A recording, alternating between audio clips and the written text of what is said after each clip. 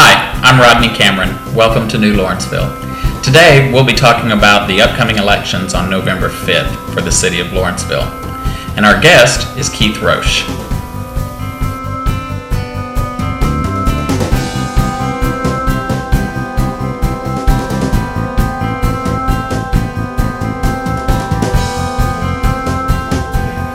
Welcome back. And today, we'd like to start off with Keith Roche. Keith, how are you doing today? I'm doing great, and I appreciate you having me here. Oh, well, we appreciate you coming out and telling a little bit more about yourself and this campaign and what you're going to possibly offer for the community in Lawrenceville, Georgia. So let me start off with asking you a question. Tell me about yourself, and then I want you to tell us a little bit about your background as well. Well, my name is Keith Roche, and at least it was the last time I looked. I've been in Lawrenceville for about 20 years.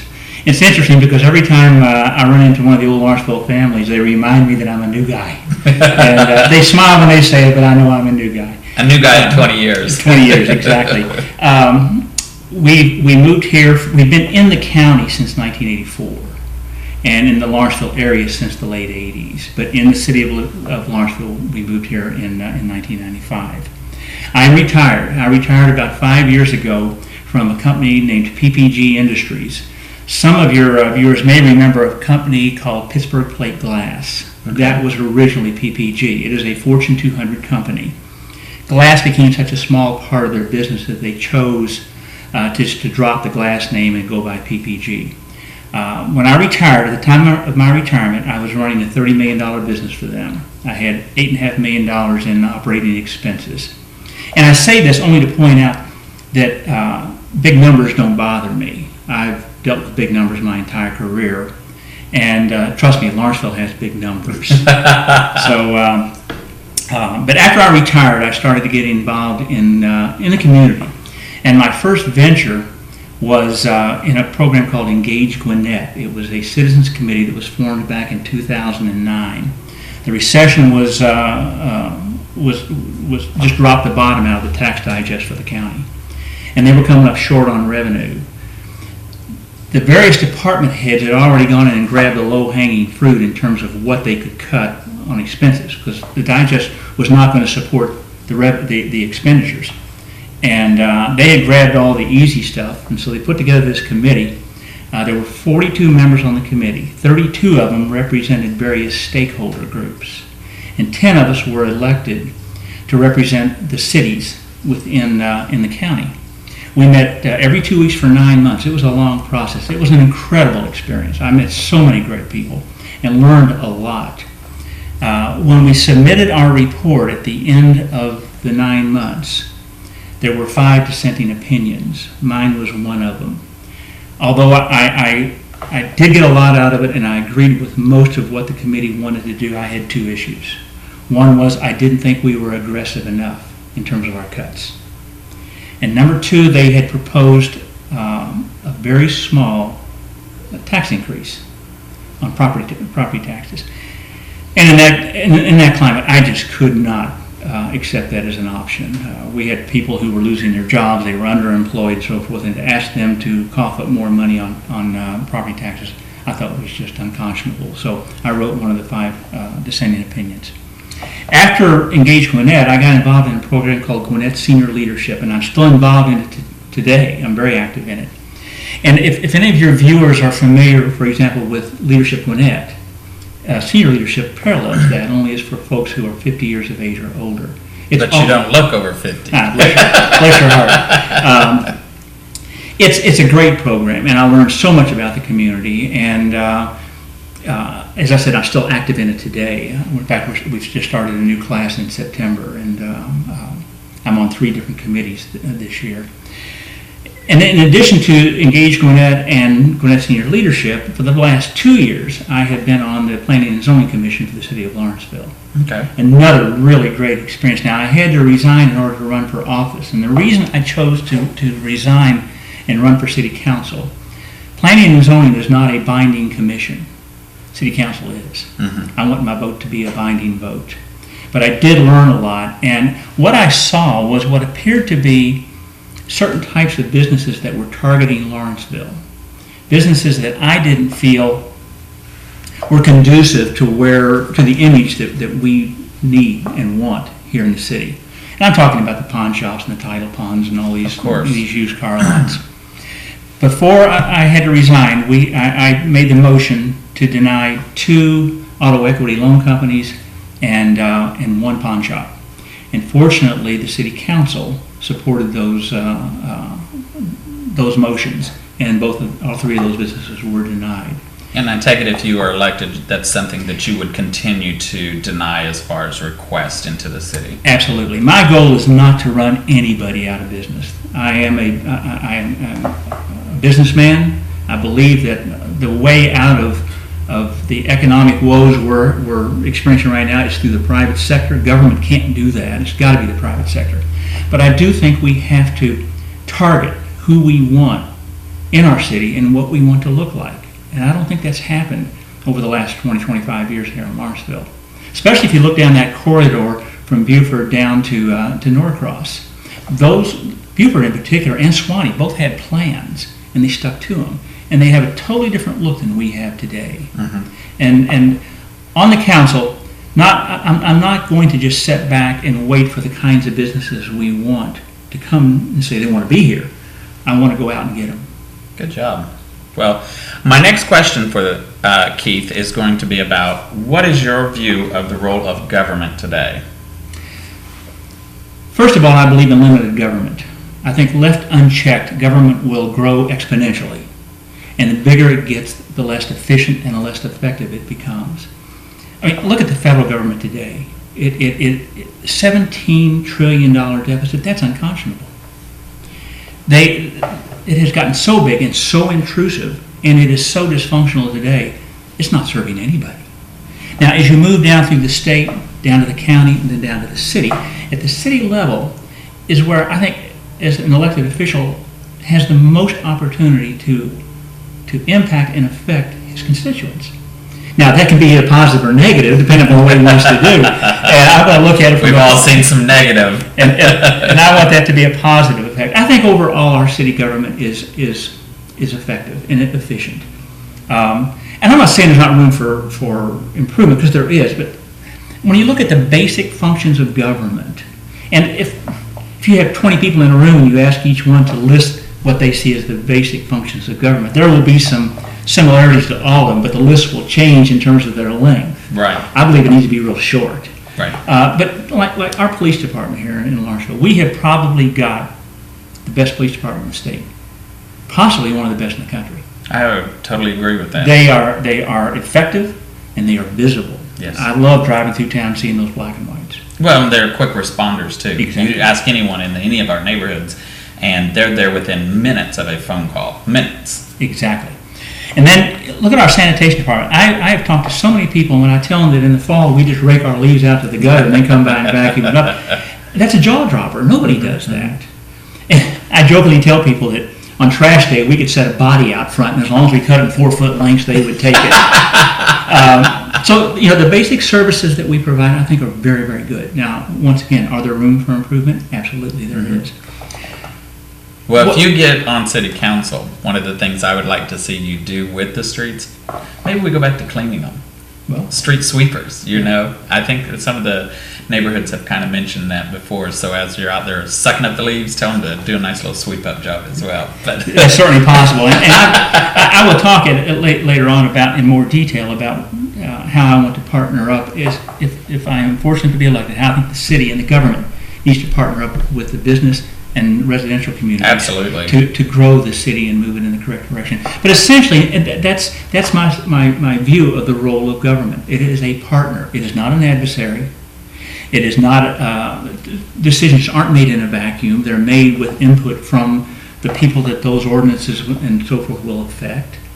But it is a partnership. And once that partnership is established, we can't help but move forward and grow in a very positive manner as a community. Lawrenceville absolutely has the potential and needs to be the crown jewel of Gwinnett County. Absolutely. We're the county seat. We're the county seat. Exactly. So, well, with that being said, what do you think are some of the biggest issues facing Lawrenceville?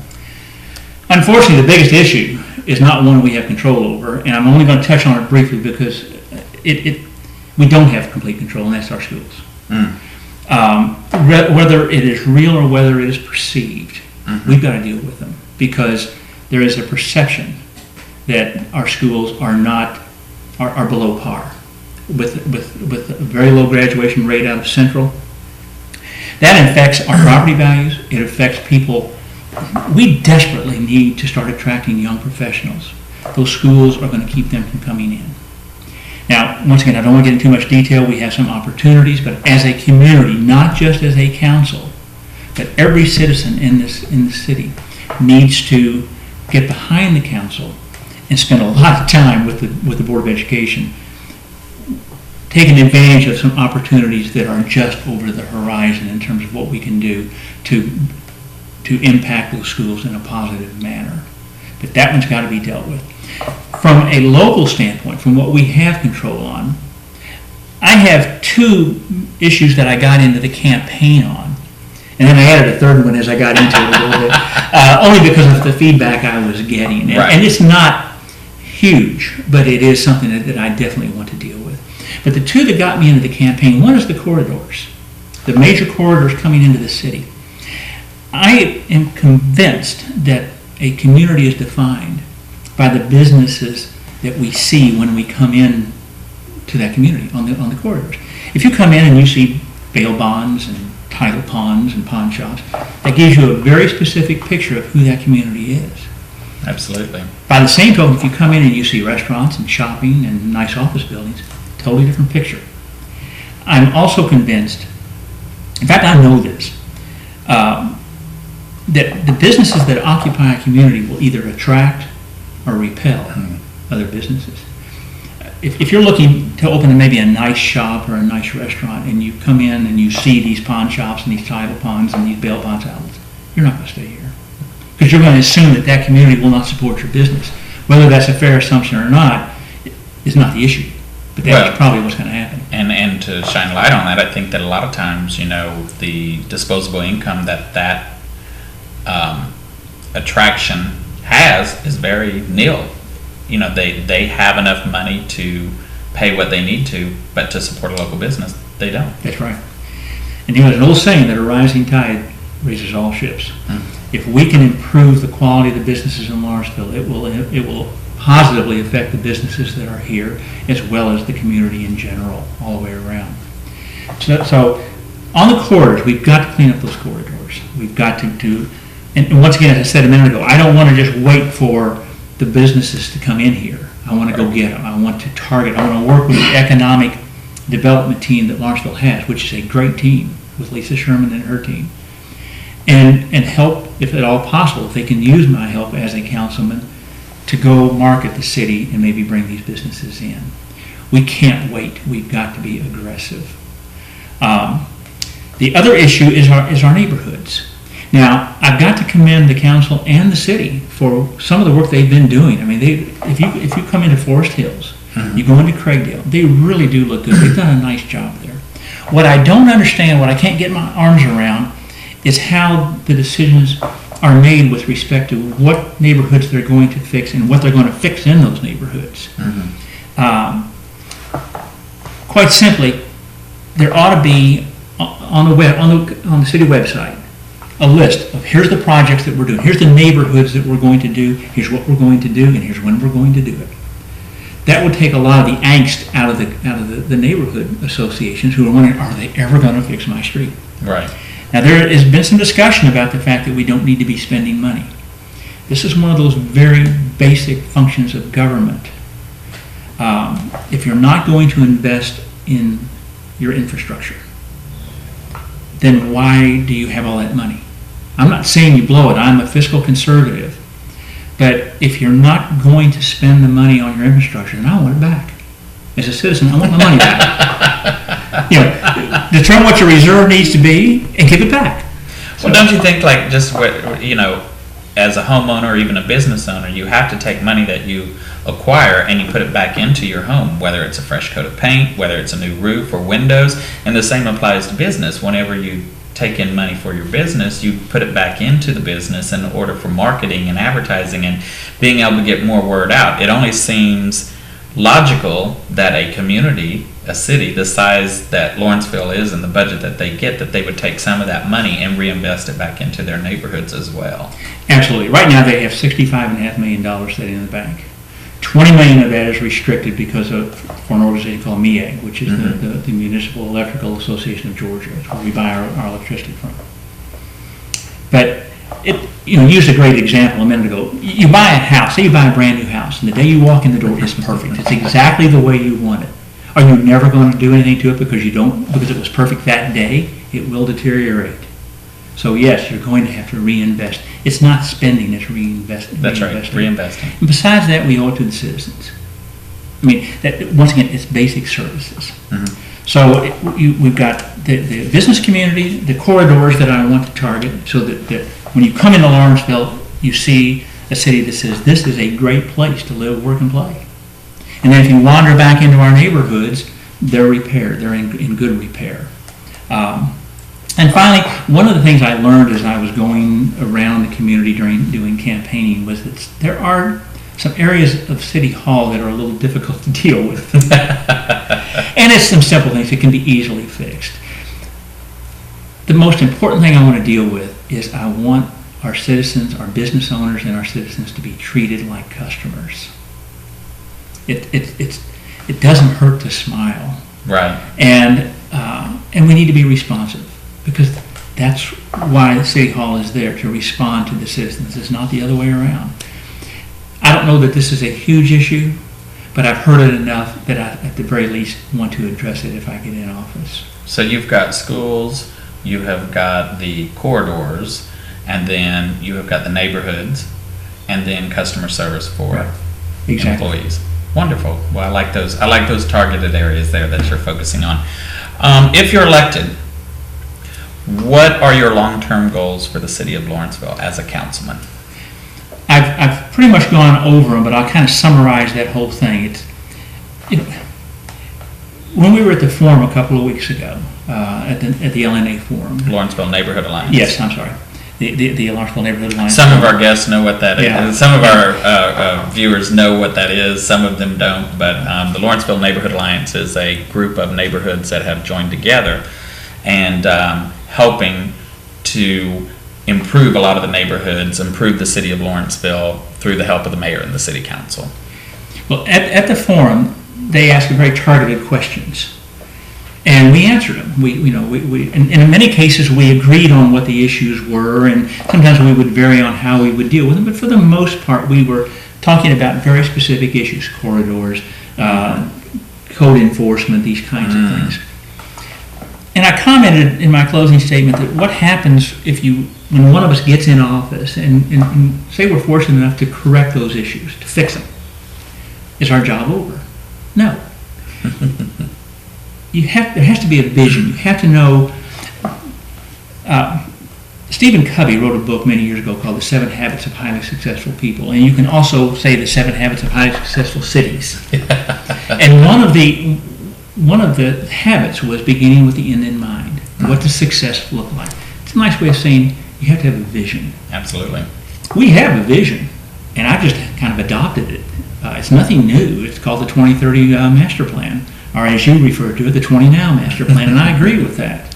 We can't wait until 2030. We've got to do things now. In this vision, my long-term goal is to have corridors where when people come in, they see a community that is inviting, that says, welcome. We are a good place to live, work, and play. And we are. It just doesn't look like it in all places. And if you get back into the neighborhoods, those streets are paved. They have sidewalks where it's necessary. They're well lit. There are no drainage problems. Water's not flooding somebody's basement. And when that happens, hopefully we can start to attract these young professionals that we desperately need to come into our community, this next generation. And hopefully, if we're really lucky, we'll get some of these doctors and medical professionals at the hospital and professors and instructors at that college. We have 3 tremendous assets. We have the hospital, we have the college, and we have that downtown square. Tremendous assets in which to grow. And of course, on the square, you've got the Aurora, which is probably one of the finest theaters of its kind in the country. So we start to attract these people, and we have the proper housing for that. A lot of young people don't want the big single-family houses. Right. They want condos, they want townhouses, and we build those all around downtown so they can live, work, and play right there. We can't build another Forest Hills. We can't build another Hen area. We don't have the land. But if you go off Simonton Road, there are two communities over there. One is called Chatham Woods, and one is called Three Oaks. Big lots, beautiful homes. There's probably not 20 houses in either one of them. But you can duplicate those all over the city, and they are huge assets. So if you have somebody who wants the single-family detached house, we have nice communities for them. We have the condos and the townhouses for those who don't. And at that particular point, Lawrenceville is a destination. It's a thriving community, and it will be the crown jewel of Gwinnett County. I promise you. Very good. Well, we appreciate you taking time to come out and see us and talk to us about your campaign. Would you tell everyone, if they wanted to reach out to you, how they would be able to reach out to you if they have any questions themselves before the election? I'm glad you mentioned that, because I had a note that I wanted to remember. I do have a web address. Actually, I'm on Facebook. I have a fan page, which is Keith Roche for Lawrenceville City Council. And I have a website. It's www.votekeithroche.com. My background is on there. My platform and my issues are all on there.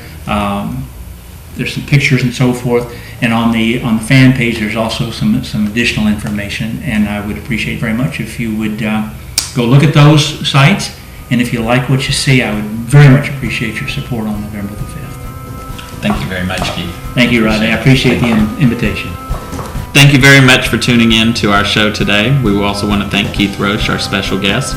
If you'd like to know more information about being on Lawrenceville Live, please check out our website, newlawrenceville.com, or give me a call directly at 404-375-1496.